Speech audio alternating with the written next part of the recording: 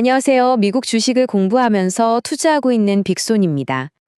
오늘 우리가 깊게 파헤쳐볼 기업은 바로 스타벅스입니다.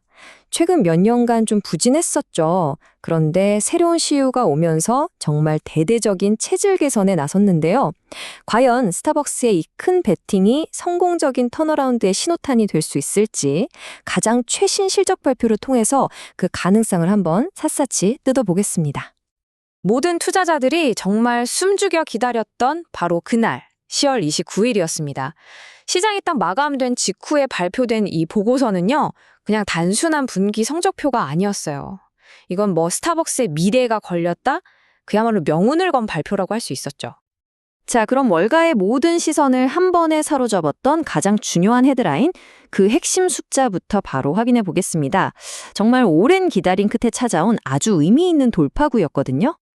바로 이 숫자입니다. 플러스 1%.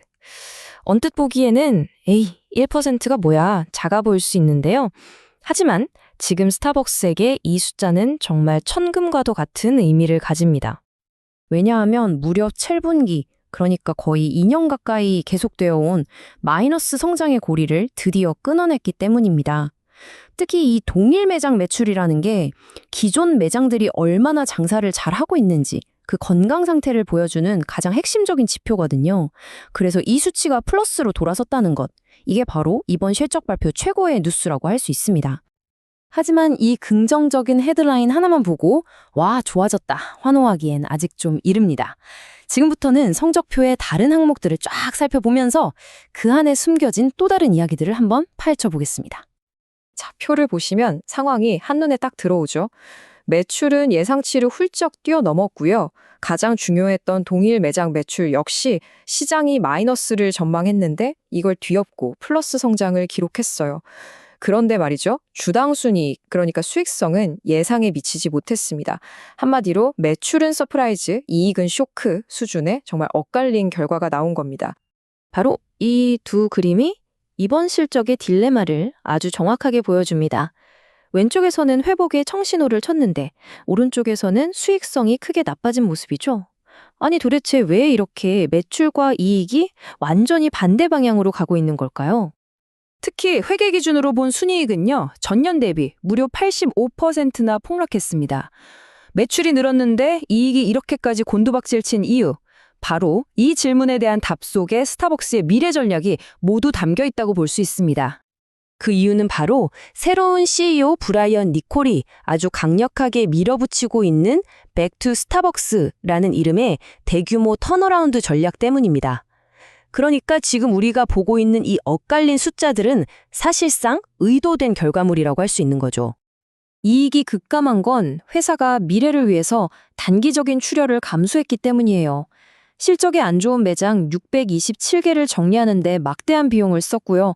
동시에 직원들 처우를 개선하고 매장 경험을 향상시키는데 대대적인 투자를 시작한 겁니다. 즉, 장기적인 성장을 위해서 아픈 수술을 단행했다 이렇게 보시면 됩니다. CEO 브라이언 니콜은 이런 단기적인 고통에도 불구하고 아주 강한 자신감을 내비쳤습니다. 이 한마디에서 알 수 있듯이 그는 이번 실적을 통해서 내 전략이 올바른 방향으로 가고 있다는 걸 증명했다고 보고 있는 겁니다. 그렇다면 이 성장은 대체 어디서 나왔을까요? 북미는 제자리 걸음이었지만 해외 시장이 3% 성장하면서 전체 실적을 이끌었습니다. 특히 요즘 가장 치열한 전쟁터죠. 바로 중국에서 방문객 수가 9%나 늘면서 2% 성장을 기록했다는 점은 굉장히 고무적입니다. 저가 현지 브랜드들이 막 맹공을 퍼붓는 속에서 이뤄낸 성과라 그 의미가 더 크다고 할 수 있겠죠. 하지만 이런 긍정적인 신호들에도 불구하고 이번 실적 발표는 시장에 아주 커다란 물음표 하나를 던졌습니다. 투자자들이 가장 듣고 싶어 했던 한 가지가 쏙 빠져 있었기 때문이에요. 그게 뭐냐? 바로 다음 연도에 대한 회사의 목표치, 우리가 흔히 가이던스라고 부르는 게 없었습니다. 이건 월가의 오랜 관행을 깬 정말 이례적인 일이었고요. 시장은 이 침묵의 의미를 해석하느라 한동안 혼란에 빠졌습니다.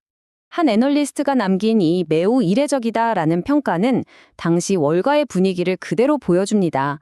회사가 앞으로 어디로 갈지 방향을 알려주지 않는 것만큼 투자자들에게 큰 불확실성은 없으니까요.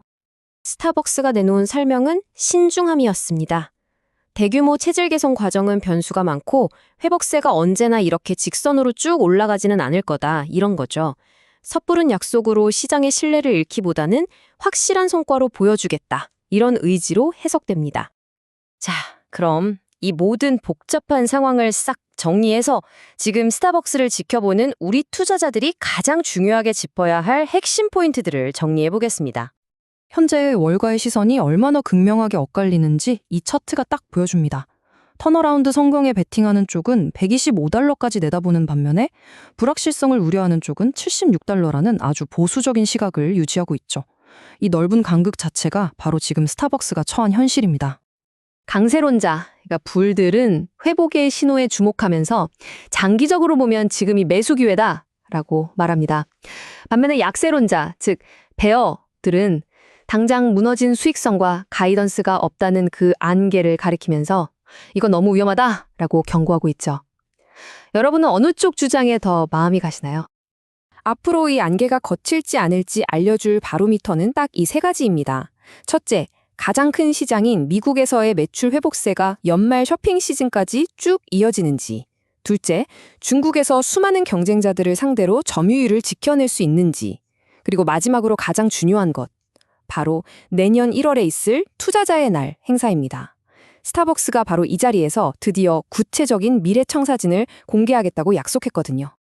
7분기 만의 성장이라는 희망과 이익 급감 그리고 가이던스 부재라는 불확실성.